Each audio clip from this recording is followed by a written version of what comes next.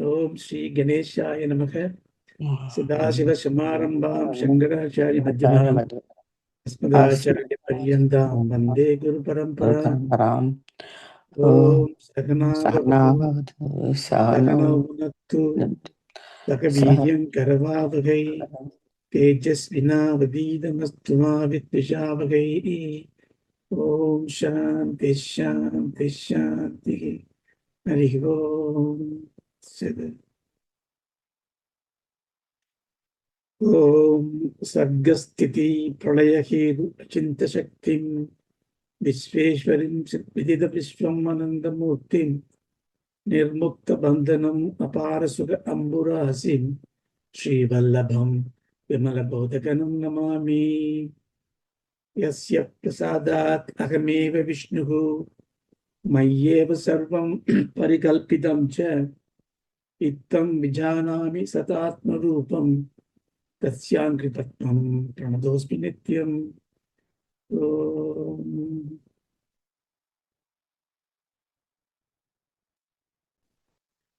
In the Vaakya Vritti, just to recap, we are understanding the meaning of the three phrases, three words that form this Mahavakyam, tatvamasi, tatvamasi. So we have, having seen the Tatartha Vicharam, having gone through that, of Tvam, then we enter into Tattva Vicharam. In the 31st verse, Bhagavan is giving the Lakshyartam of Tatpatam. Always remember, Tatpatam means Tat refers to Brahmam, Tvam refers to yourself, myself, Jiva. So we are assuming now we have learned to understand who we really are. Now we are trying to understand who the Brahman is. And then we are going to see, are they two different? That's the idea.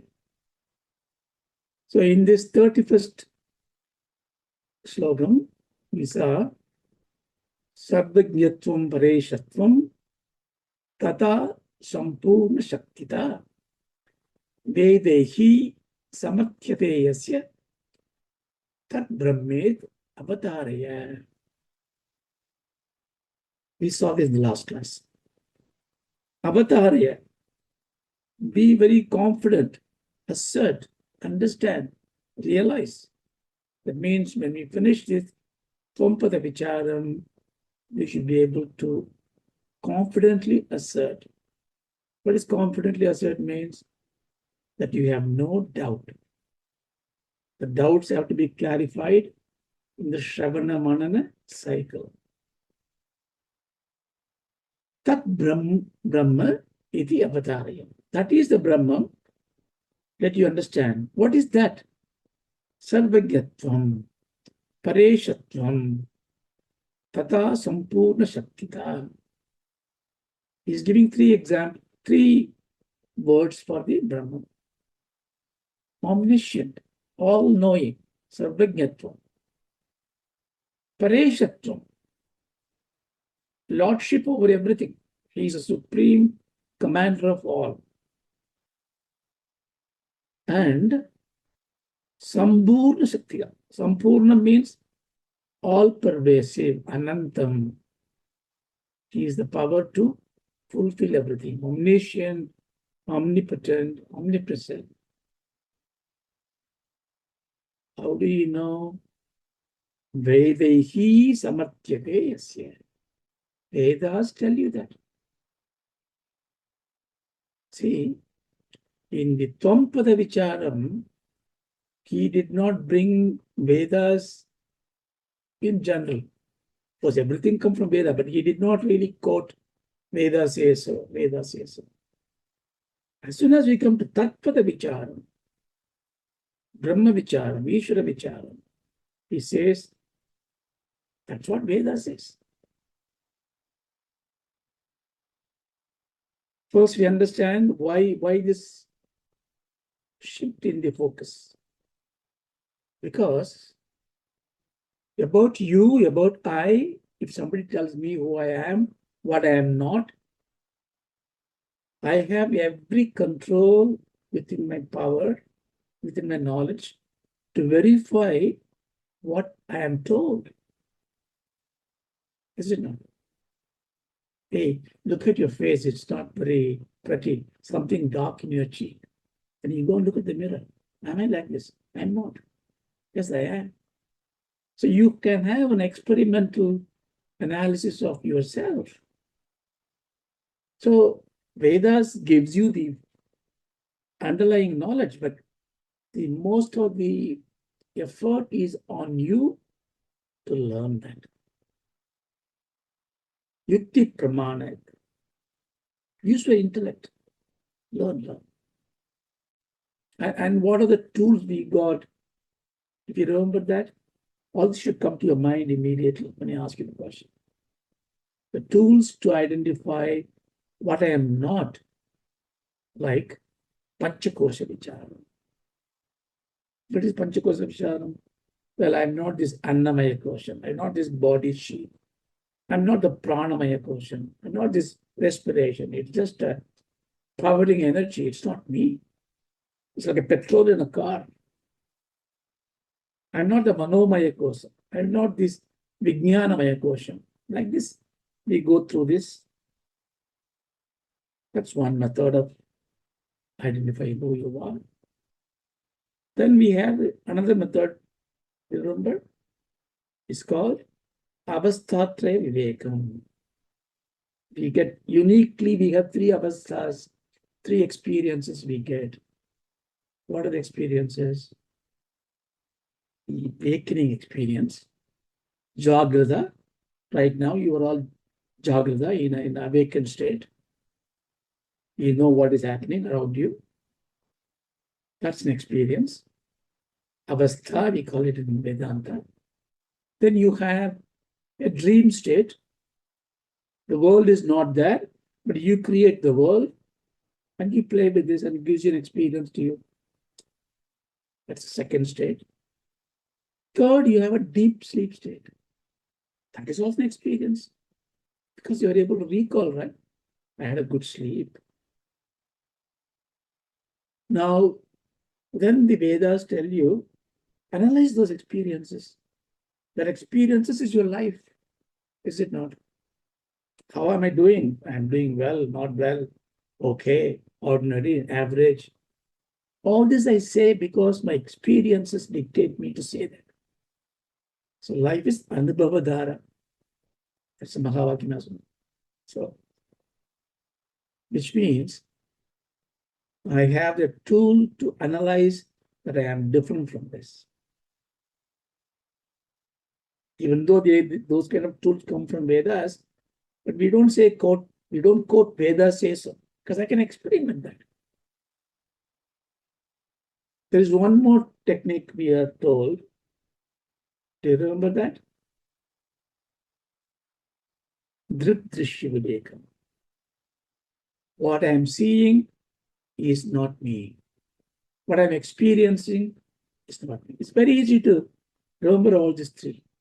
First, physical, mental analysis. Then you have the experience analysis. Then you see the cause of experience. The cause of experience is perception.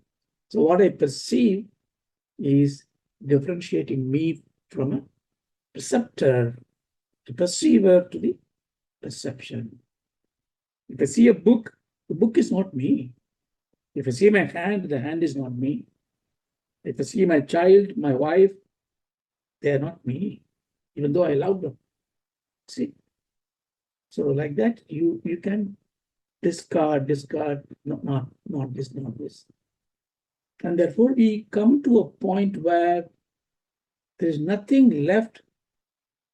And instead of saying there's nothing there, what are you going to say? Paripurnam is there. That's where we differentiate from the ill-informed followers of Buddha. Because when you negate all this, it's fine. Negate, negate, negate. Then they realize there is nothing to negate. That means the negating power by consciousness remain alone. There is no knowledge of anything, just the knowledge. There's no jnanam of anything, just the jnanam. That is called satyam, jnanam, ananda. So this is what we learned. But when you come to tatpada vicharam, he says, Vedehi samatyate yasya. Like that, Vedas are told. The reason why we use Vedas, because if it is an objective knowledge, it is enough. Thank God he has the intellect of the brain and the mind, and he can compute, calculate, analyze, and understand. It's not an objective knowledge, the subject itself, which is beyond your senses, beyond an experiment in the empirical world. Then you need a true statement somewhere. That's where Vedas comes in. So Vedas becomes an agama pramanam, shabda pramanam, Veda pramanam. Pramana means the source of knowledge. We take Vedas as the truth. The thought will come to your mind. I don't know who wrote the Vedas. You say Vedas is not written. Some noise and somebody decoded it. All that is fine. But it's still not scientific, Phrase is very tech savvy, right? To say it's not scientific. No, science has got lots of that foundational statements. They call axioms. Every science built on certain axioms. Axioms are truth, self-evident, to be proven self-evidently. There's no experiments needed, experiments possible. It reveals itself, the revelation, like gravitational force in Newton's law. Every action, there's an equal and opposite reaction. You can't prove that. That's an axiom. You can build an hypothesis on an axiom. Understand? Axiom and hypothesis. Axiom is a foundational statement. That's a truth. You can't prove it, but you build on it a hypothesis. The hypothesis needs absolute proof, absolute testing. So all your scientific research, economic research, any research you do, you take a hypothesis and prove or disprove the methods that you know. But in proving and disproving, in building a hypothesis, Siddhantam in Vedanta, you did rely on an axiom. So don't ever be, timid when somebody says this is not scientific. Challenge them. Scientific is believing on some axiom, then it is scientific. And we saw why Vedas are Apurushaya in last class. I will not go there. But we have to therefore, in going forward, reinforce our Shraddha that I 100% commit to accepting Veda as it is, especially Vedanta as it is.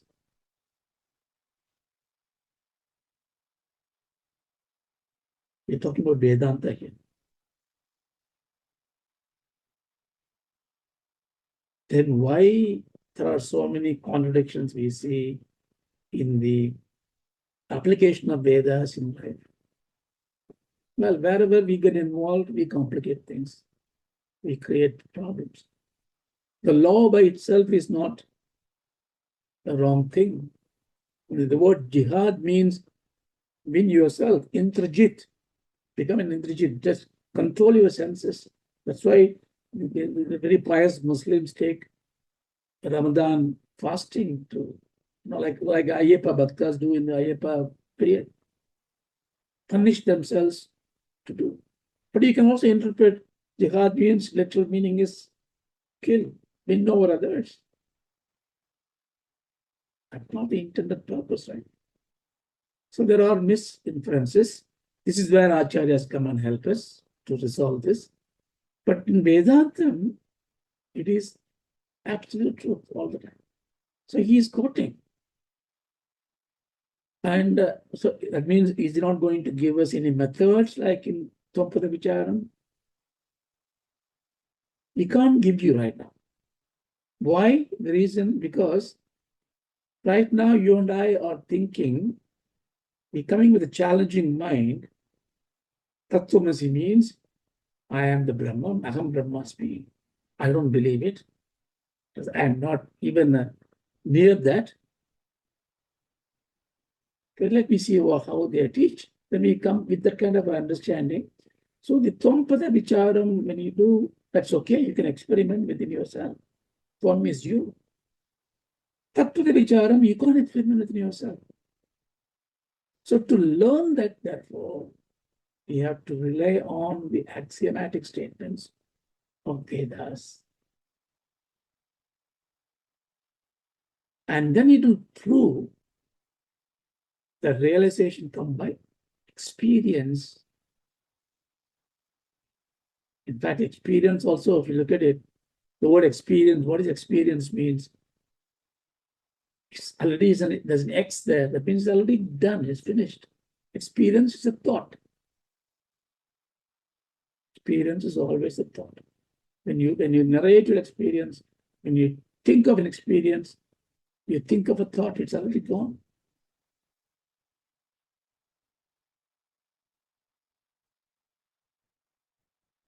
Imperience. Imperience is it's a classical English word, may not use it very often. It is impudence. It is imperience means it is not, it's an anubhuti. It reveals in you, but it doesn't become a thought. That means you are at the present. See, when you are experiencing, and if you are not passing in time, you will not know that you are experiencing it. You will be in a bliss state.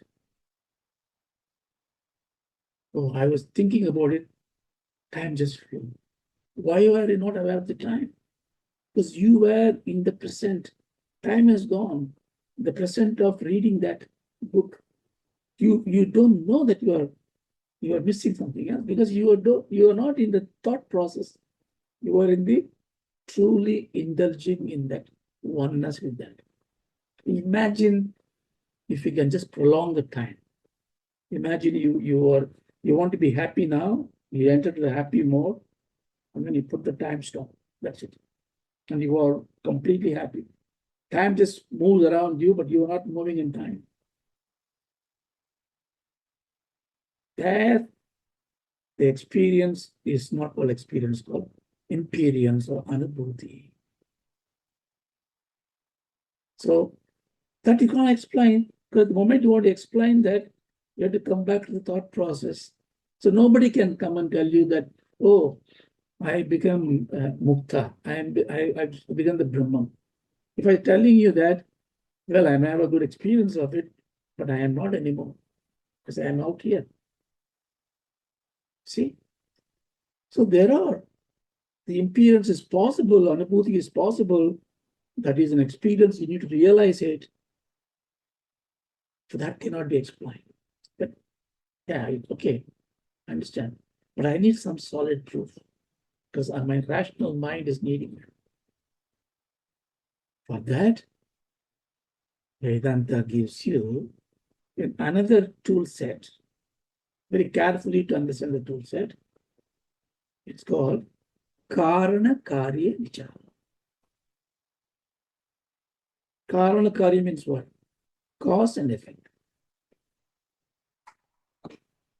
So whenever you read a scriptural text, when you read a slogam or Vedas, Upanishads, or when you listen to any lectures, when somebody talking about Panchakosa Vicharam, Avastatriya, Dridrishya Viveka, all that objective knowledge, all that when they're talking about it, they are talking about you. It's a Tvampata Vichara. 9 out of 10 Vedanta classes will be Tvampata Vichara. 9 out of 10 sannyasis will be on a Tvampata Vichara. 60-70% of the Bhagavad Gita is Tvampata Vichara. Because that is the most difficult part to inquire. The moment you are talking about cause and effect, you are then thinking of Tattva Vichara. But then am I not contradicting myself? Because if you can use your yukti and have a tool set like this, then you don't need Vedas. If you can go to Karana Karya Vichara, why you need the Vedas? Science tells me every effect is a change in cause. Every effect needs a cause. Well, that's true. But it will also put you in a darkness because what is the cause of the cause? What is the first cause? And how can there be a first in a cause? See? So because we are limited. So this Karanakarya Vicharam is good to polish yourself, and it's going to leave you in a place where you don't need any more tools and you will have the experience of realizing it. So I give this elaborate intro because the next 4 slokas we go very quickly and you will see that all this has been undertaken. So 30 seconds. Yajnanat sarva vijnanam sudurshi pratipatitam mrudatyen yaneka drishtantais tat brahmed avatarya. Tat brahmed avatarya. Oh, my dear child, decide, declare that you understand that as a Brahman.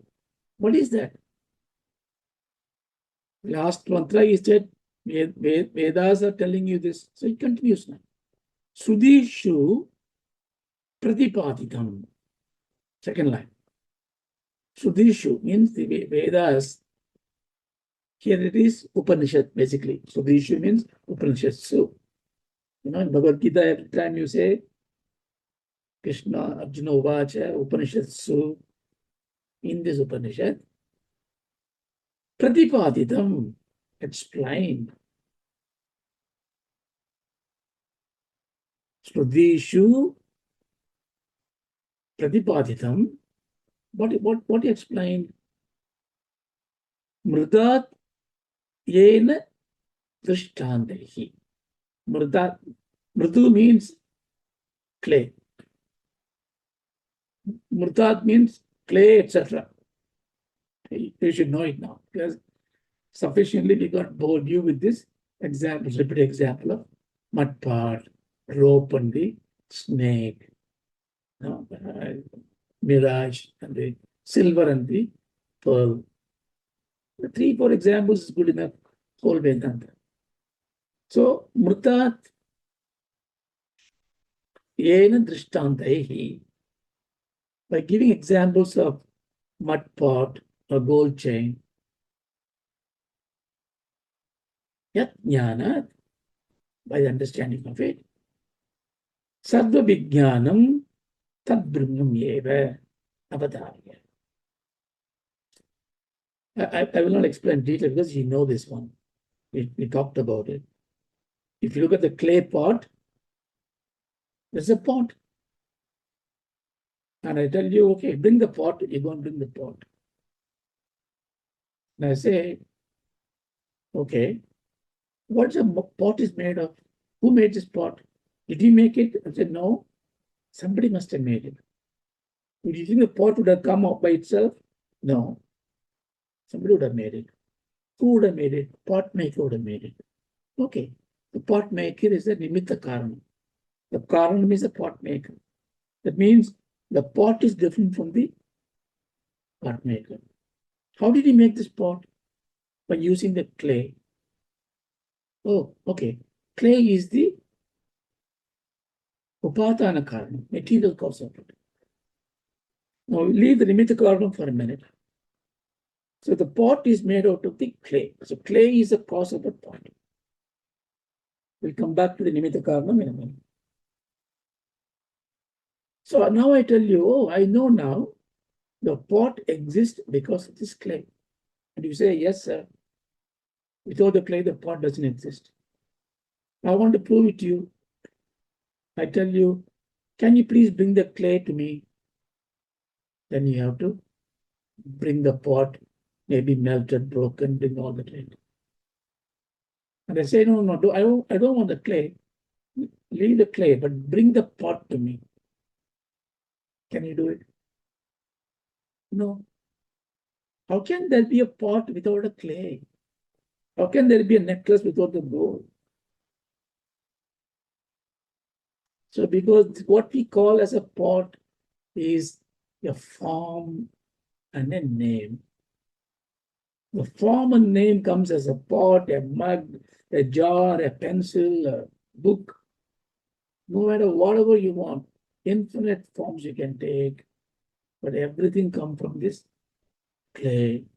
Therefore, the clay is the karanam, the pot is the karyam.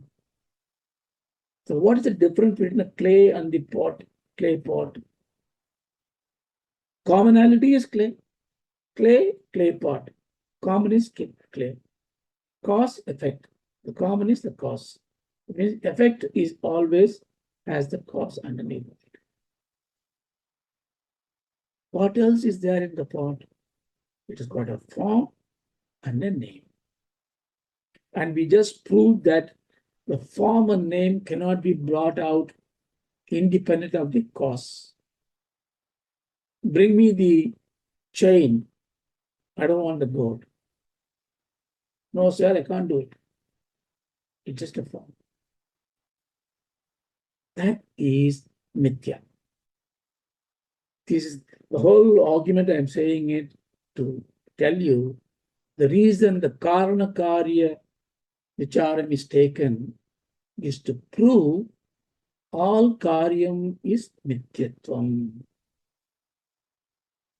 Don't believe all this argument about mithya means illusion, not unknown, unreal. It will confuse you. Take this method. Every effect is mithyatvam. What is mithyatvam? Therefore, mithyatvam does exist in your experience. The pot exists in experience. But that pot cannot exist without the clay, which is the subsistence for that, the cause for it. Therefore, mithyatvam exists only because there is satyam underneath. The Shakti exists because there's a Shivam underneath. So all this, when you say Maya Shakti, all this when you say, it is not something unwanted thing you're saying. No, we are worshipping the Shiva Shakti.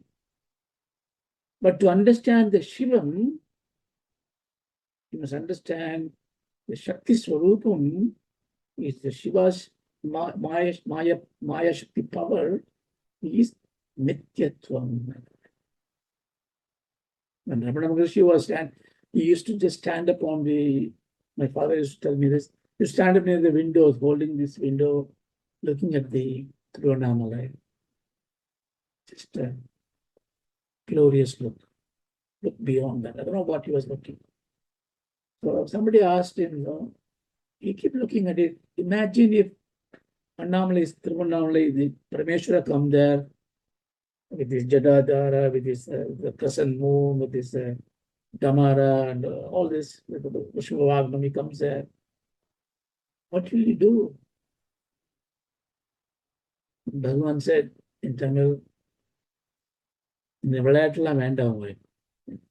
don't play this game. Because he can say that. We don't know what we are going to do, and God comes in front of it. In fact, we don't know, because God is always there in front of us. He's there everywhere. We don't see them because we are blinded. But here, Bhagavan said that in a very profound way, because if he comes as a form, he's a Maya Shakti. He'll go away. See why Krishna has come. Krishna is not here in the physical form because he's gone. Buddha is not there. Shankara is not there. All the forms are Nityatvam. It doesn't mean it's not real. It is neither real nor unreal. Nirvachaniya. So only to discard this part of the Mithyatvam into the Karyam,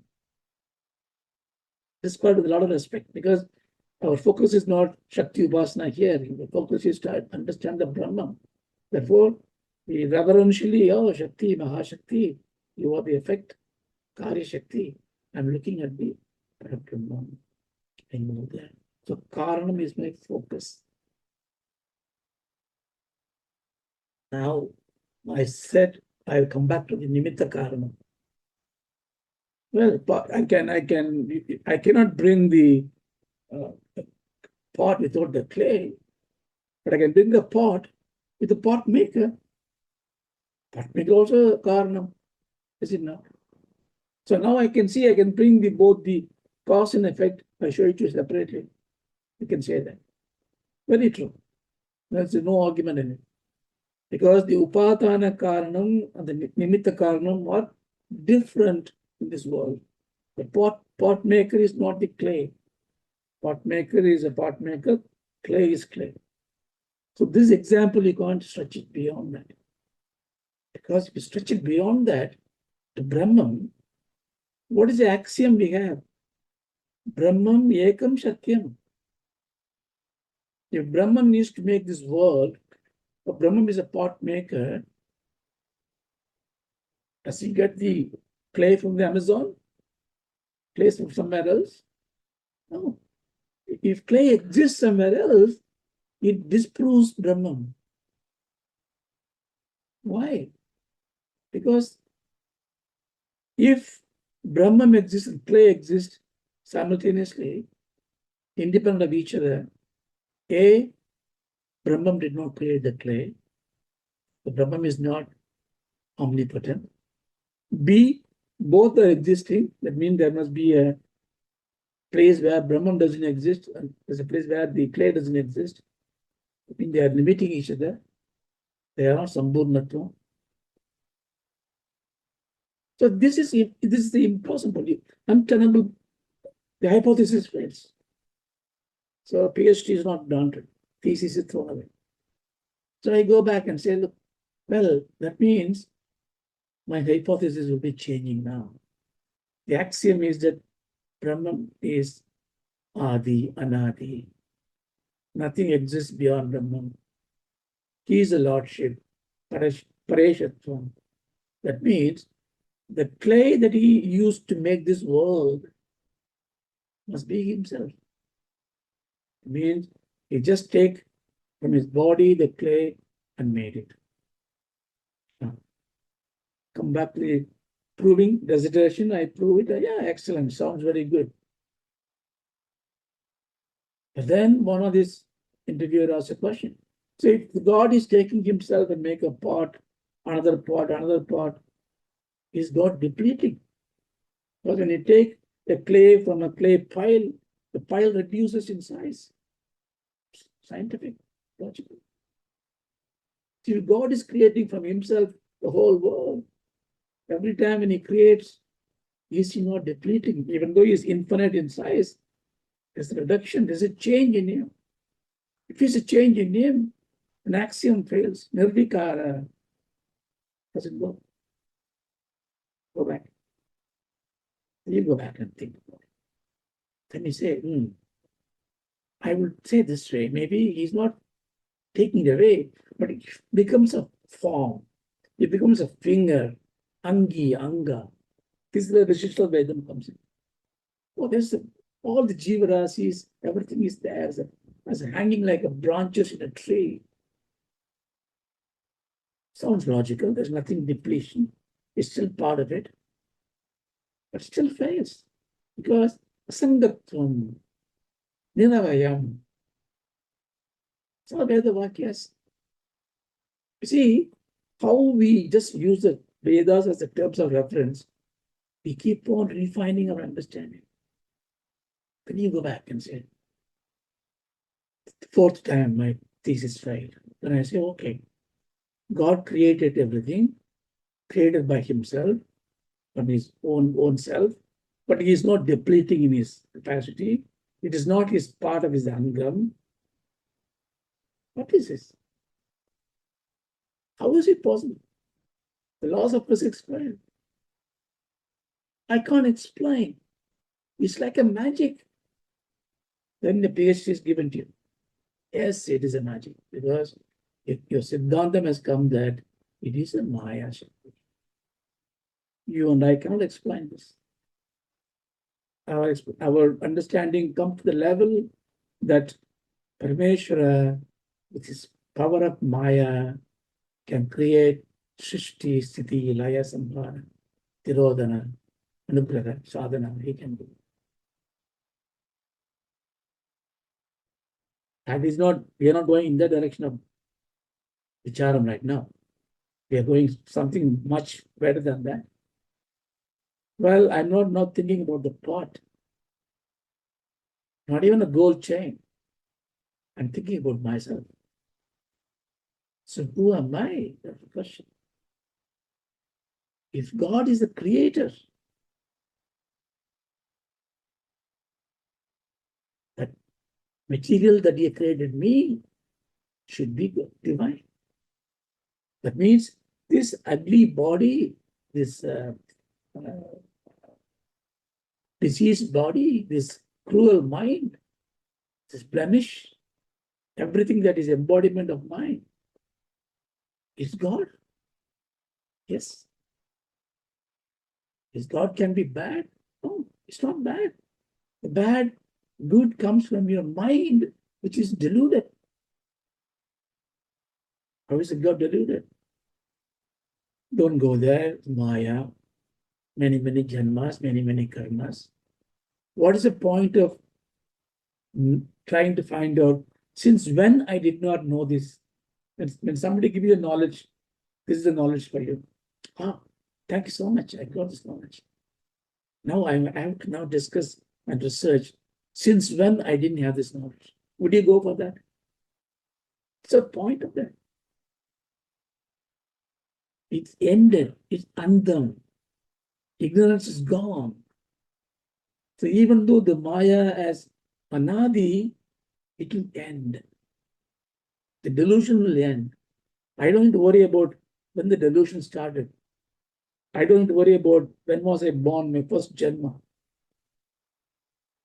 I did not need to find out what is the first cause. This is what I'm coming to. The question of what is the first cause, you don't need to do it because that is infinite referendum. It just keeps on cycling. But what I am aware now, I can end this cycle. Like the knowledge can dispel the ignorance. The darkness can go away from the light. Spontaneously, I can become knowledgeable.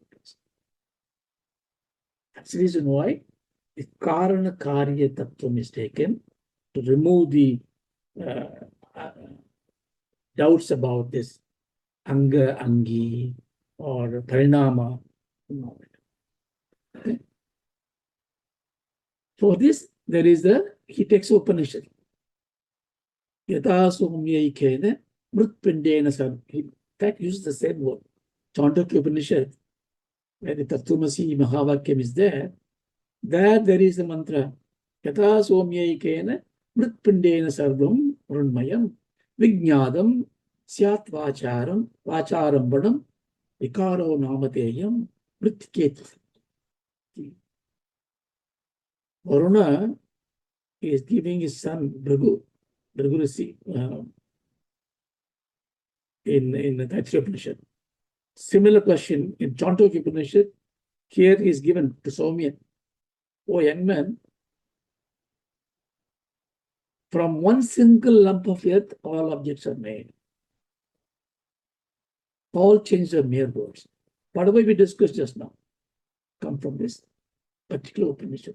You can go on quoting many Upanishads for this. I'm just giving an example because he says, Sudhishu is Shruti. So, next verse, 33.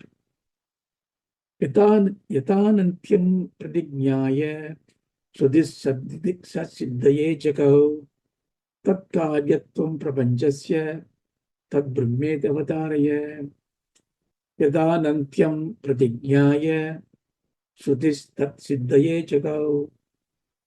Yadanantyam means Yat Anantyam.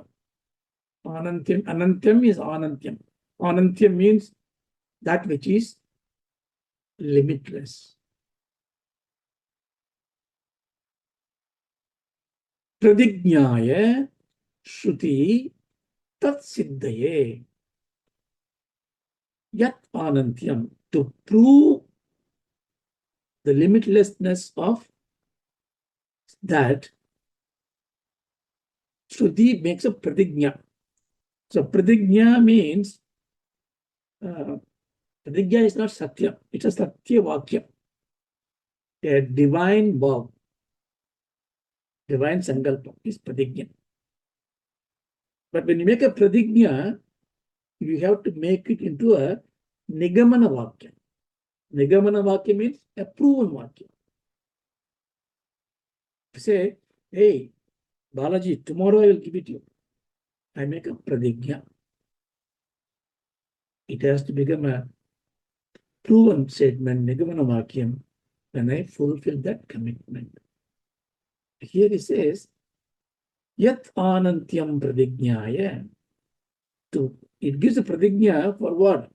To prove what's limitlessness.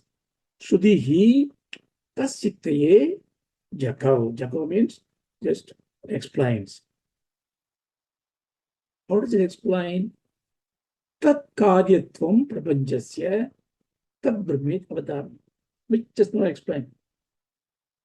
Here he says, to explain the limitlessness of that, Vedas employ the technique called karyatvam prapanchasya. Prapancham means the world. It's a karyam, it's a mityam. So Vedas are proving this concept, as I explained to you in a simple way. Why it is proving that? It is proving that, see, people mistake it, They, in the 14th century, 15th century, all that, they were, against Bhagavan Shankara. A lot of acharyas came and say, look, all this Maya Vadim is no good. You can't say the world is unreal. World is unreal is not the point of Shankara's contemplation. It's like a variable, let X be something. X will be just dissolved in the problem. X is immaterial. World is immaterial. Only to prove the Satyatvam, world needs to be Nityatvam. That's why you are saying, see, you only have to learn 3 things to become Sarvagyan. Sarvagyan means all-knowing. What are the 3 things you should know? Very simple, only 3 things. 1, you should know about the world, Jagat. How can I know about the world? Physics, chemistry, biology, astronomy, AI, large model. So many sciences comes in, I can't learn it. Well, you can't learn it. But you can learn the whole Jagat is Mityatvam. It is not eternal. Now they ask the question, do you want to learn about something which is not eternal? What's the point of that? Discard it. Then what is left? Ishvaraga and you, Jiva. What about my wife, sister, children? Everything is world to you. They all gone in the Jagat. Ignore them. It's only you and the Ishvara. So I must study myself very much so. Tvampada Vicharam. Go back, study, find out who you are. It's a long process. At least start somewhere. I must know the Ishvara, most definitely. Satyam. Well, you say Ishvara Satyam. What about me? I change as well. If you look at my photograph 10 years back, I'm a lot younger. 20 years back, much more younger. 10 years after from now, maybe I may not exist, or if I exist very old, I change. I am Mithyatvam. Yes, your body is Mithyatvam. My mind get tired, grief, Mithyatvam. My intellect and amnesia will just take you away. Mithyatvam. My consciousness, Satyam. So therefore, it is worth studying you. It's not worth studying the world. You study the world for your worldly life. Go to a bank, you work as a banker, consultant, programmer, do study. Fine. That's fine. When you come to Adhyatma Vidya, studying world is no point. Studying me is important. A lot of mithyatvam in me, but I am searching my satyatvam, satyam.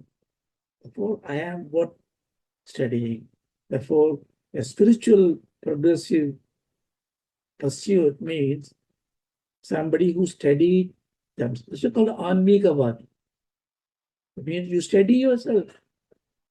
When you study yourself, the first thing you study is what you are not. And what you are not is always unpleasant things.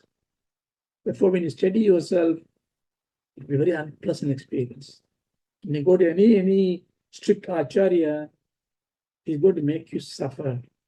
He may humiliate you unintentionally. Because he's going to discard whatever you do. You get very annoyed by that because the annoyance comes because of your ego. How can you tell me? He say I look stupid. Or why he comments my appearance? Because you think appearance is you. So all that he says to really provoke you, say, doesn't matter. It's not me. Then the vanchalam comes in, the love comes in, one starts realizing your true self. Therefore, Tompada Vicharam is important. But that's what this sloka is. Let's go to the next one. I think these are very simple, so you can just contemplate.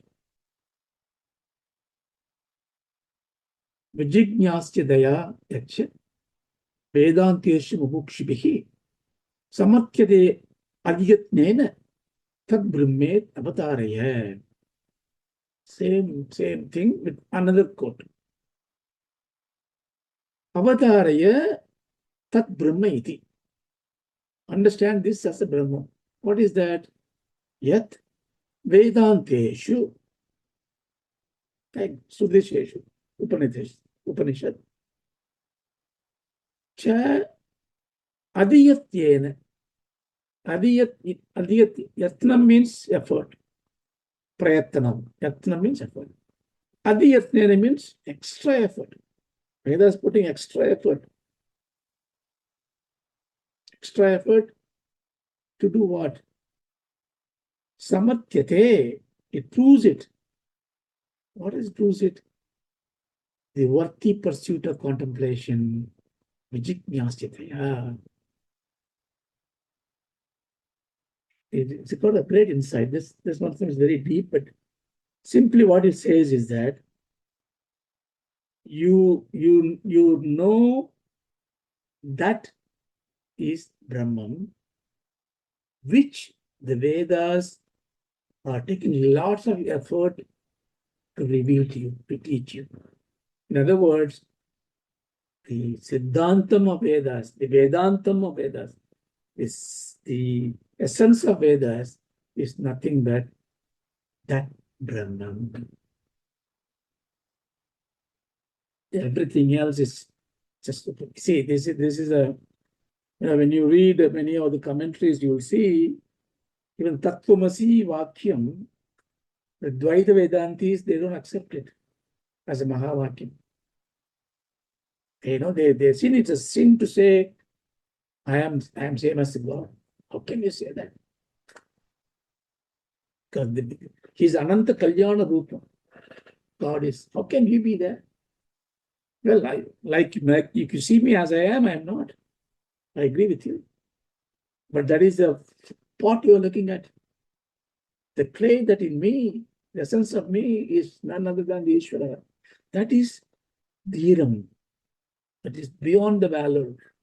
Say all this, Vedanta is called dhiraha, who can transcend this limitation. For them, the tatvamasi is an upachara Vaakya. They ignore it. They ignore all this. All this thing, they take it as, oh, it's just like, just like that they say. If it is not talking about a karma, it is not talking about doing a yajna, it is not telling you to do an action, it is not necessary. Because they are action oriented. Then you may have a question. Yes, Veda says so. Veda says do this yajna, do the yajna, do the sandhya, do this chandi homam, do the rudra homam. So it says that. So why can't I believe it? Believe it. You have to believe it. You have to do it. But why you have to do it? You must ask the question. Even as a tatvamasi vakyam, even God comes and gives me something, you must say, what is in it for me? Never ever fail to ask that question. Because if it has nothing to do with it, it's not a selfish question. It is the most important question. It is the purpose of life, is that anything you do, what is it for me? Well, it gives me happiness. Fine. What is in it for me? So when you ask what is in it for me, it says, look, if you do this, you get that. If you do this, you get more money. Well, if I work hard, I'll get more money. Absolutely.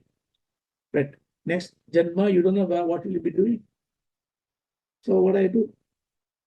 Do this punyas.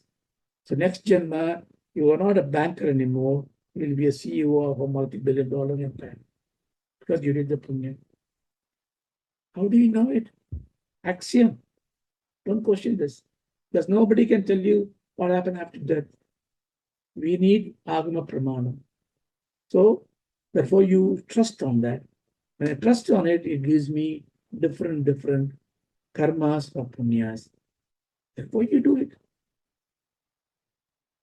Perfect. I keep on doing it. Then, when you raise the question, even no mantra tells me that I don't need to be born again. Everybody asks for, they do a lot of penance, and then they ask for a question, let me not die in the morning or the evening, not by a man or a woman or an animal. They find ways to avoid death, but they know that death cannot be avoided. But then there are words like mrityunjaya, amrita. That is not coming through any karma. What is that one? So why I have to keep on dying? I do all these things and I did all the karmas. I become a chief minister of a country. One day I died. I born again, kindergarten, high school, elementary, high school, college, tapas, another president died. Keep on doing it. And that memory will be there in you. The memory doesn't go. At one Janma, you'll say, well, life is going well, but this is boring to me. What is the truth of it? Or you have suffering in life. You do a lot of papas. You see, God doesn't differentiate because of punya or papa. Punya and papa gives you experience of it. But when the extreme experience comes in, be it papam or be it punyam, Vedanta comes in. That's why when Suran was a demon, God comes to him. Ravanan, what a scholar he is, Anjaneya, in Sundaragandam, when he's contemplating in the mind what to tell, how to speak to Mata, Sita. One of the questioning he thinks is, should I speak to you, Sita, in a beautiful Sanskritam? And he said, no. If I speak such a beautiful language, then he will think that I am Ravana. So I will speak in a Prakriti or other language. What I'm saying is, Ravana was such a scholar, but he was going through a sin. God comes to him. So when you have an extreme where your current position is untenable, I don't want this life anymore. I don't want this kind of life anymore. Why do you say that? I am multi-billionaire and get bored of it, or I am sick and tired of poverty and bored of it. Either way, you have a door open. That's why never ever condemn grief or tragedy in life. It's as good as a fortune because they open the door to go next step in life. Sri Kushela was such impoverished. And to open his eyes and open his stops him, don't give me any more. Let him just think through it. What is the transition that happened to him? So that means what Vedas gives you in so many mantras and so many karmas, it is slowly, slowly taking you to this part of Vedas, Vedanta. And there it says, tatvamasi, you are that. But everything is just finished. Imperience you get. It's not a spontaneous knowledge. Spontaneous knowledge is like you found something other than you. When you get an experience, the anubhuti, you become very quiet. You cannot explain to anybody. You got it. It's also wrong to say you got it. You are that. You don't become, you become you are that. See, I'm struggling to even say anything or to say. Then what happened? Your life continues, the body continues. Now you are a programmer in the bank, you do programming, you are a teacher, teach. You do. Your prarabdha karma will take your body. But you are unattached to anything. You are liberated. You are a jivan mukta.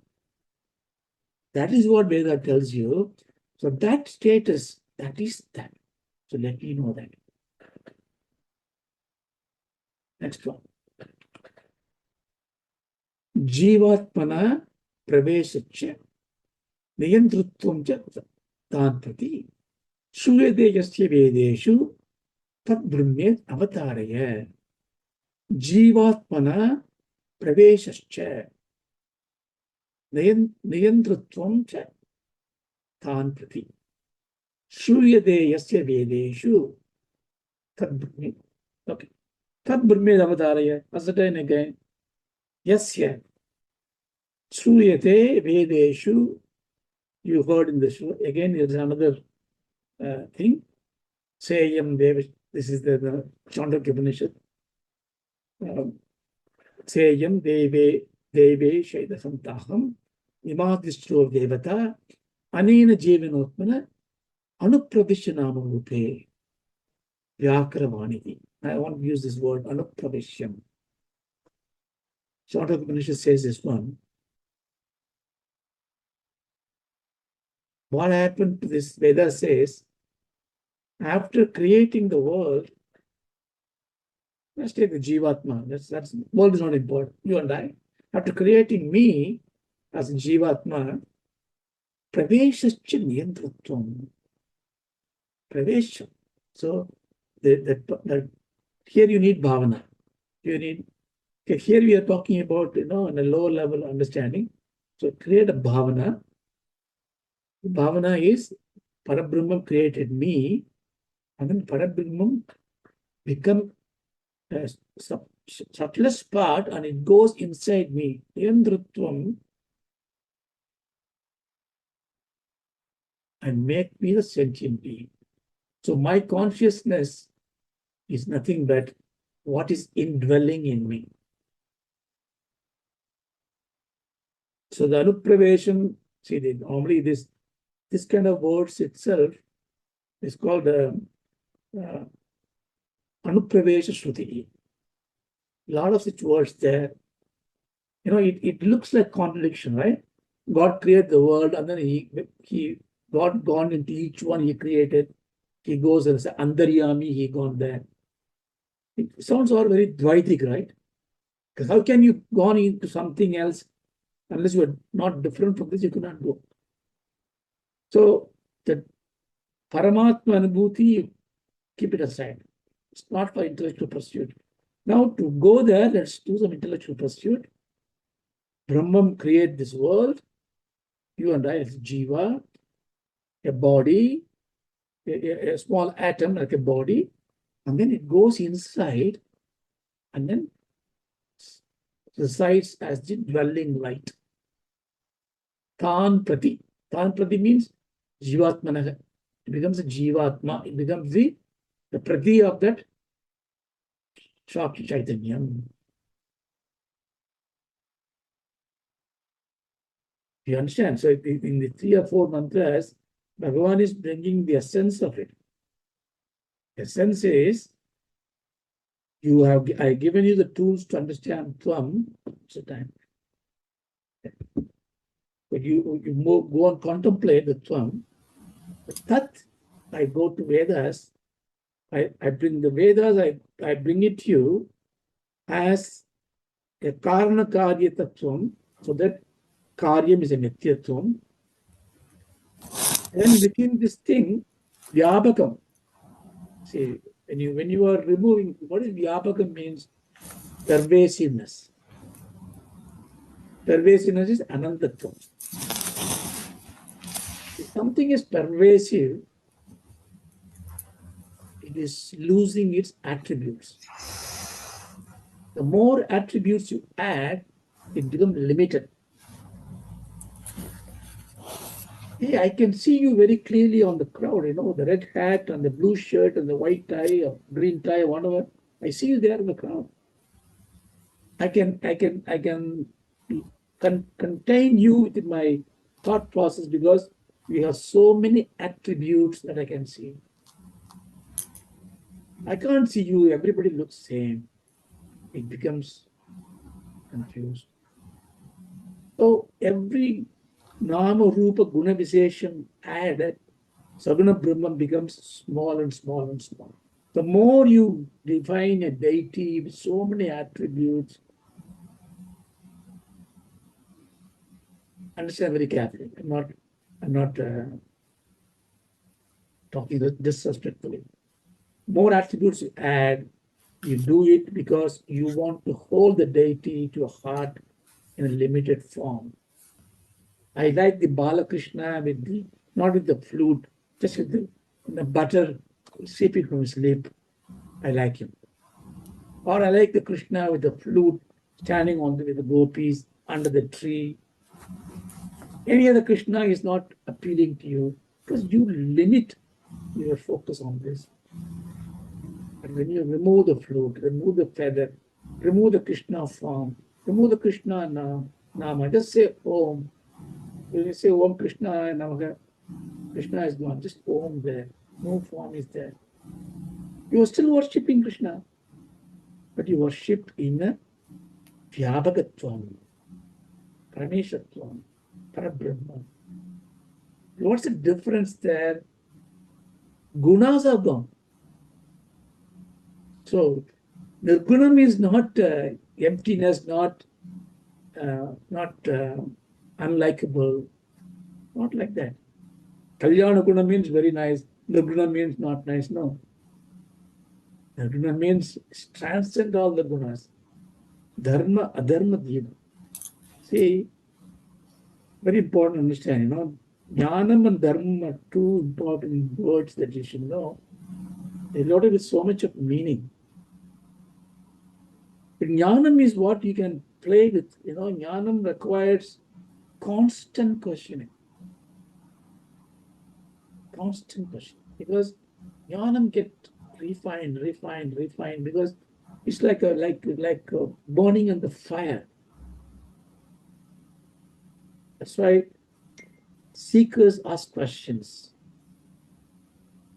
Dharma is not questionable. Dharma is unreasonable in a sense. There's no reasoning needed for dharma.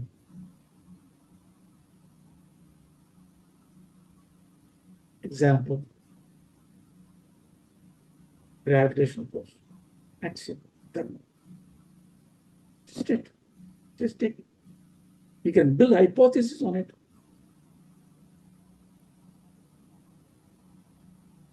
It's a jnanam, right? But it is a dharma. It's a dharmam satyam. So if you take this way, dharmam is final. Jnanam is just takes you there. That's why Bhagavan says, dharma samasthabnarthaya sambodham. I come to establish dharma because dharma is not just the moral codes, moral conduct. It's a consequence of adharma. That is he did not come to somehow kill Duryodhanas and this thing. No. Dharma is when the natural order. What I mean by dharma is unquestionable. Dharma is the niyama. Svarupa niyama. Fire means it will be hot. The dharma of fire is that heatness. That's it. You have to believe it. Touch it and burn yourself. What jnanam you need for that? What vicharam you need for that? You need shraddha. Sanadana dharma, therefore, is unquestionable truth that does not require any contemplation at all. The contemplative knowledge is something very different to reach this point. But then, how does the dharma become adharma? When you have the dharmic hypothesis. So when I take this one, so therefore, gravitational pull comes from this. Therefore, every moving object will have gravitational pull. Therefore, the higher the mass, more the attraction. What about the zero mass? Hypothesis fail. So science goes on building hypothesis to establish what? Dharma samsthapanarthaya. Sambhavani. Every science evolution is to establish the dharma, which is that ultimate truth that is unquestionable, unreasonable, beyond reason. So that's why when we say Veda Dharma, see, I say this with a lot of reverence and a lot of interest, because sometimes you see a Vedic Pandit, he would have spent his whole life memorizing, reciting the Vedas and reciting the Vedas, and he is transcoded everything. He may not even know a single padartha. He cannot ask, if you go ask him, body mantram, you say, can you answer me, can you explain to me? He may not be able to explain to you. Just for him, the whole Vedam is a dharma.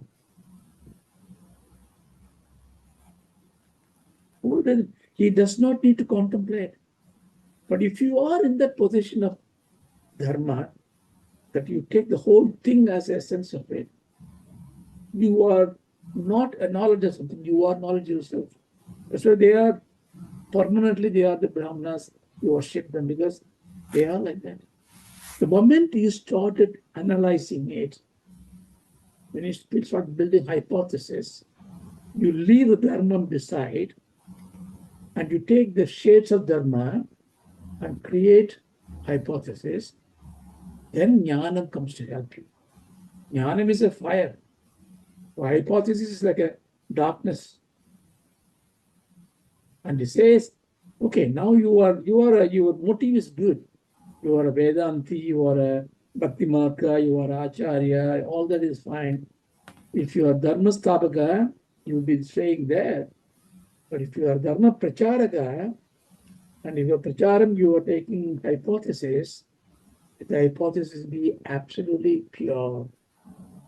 What do you need? You need the Vedanta vicharam you need. But that is a fire that burns.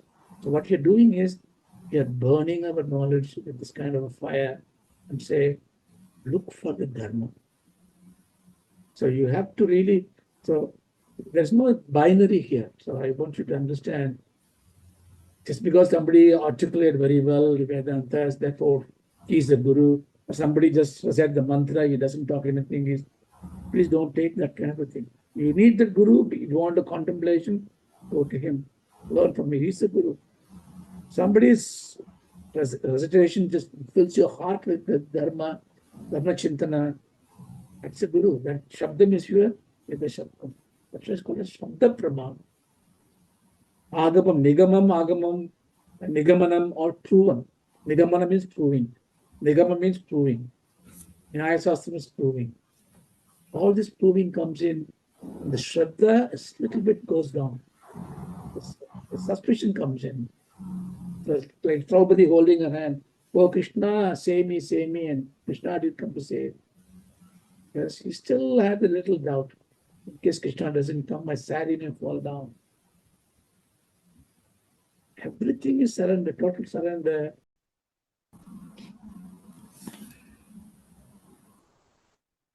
Om Asatoma Sadgamaya. Om Asatoma Sadgamaya. Tamasoma Jyotirgamaya. Tamasoma Jyotirgamaya. Vrityoma Amritam Gamaya. Mrityova Amritam Gamaya. Om Shanti Shanti Shanti. Om Shanti Shanti Shanti. Shanti. Om Tat Sat. Pranastu. Thank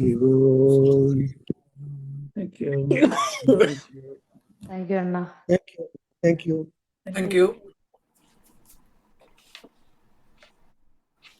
Thank you.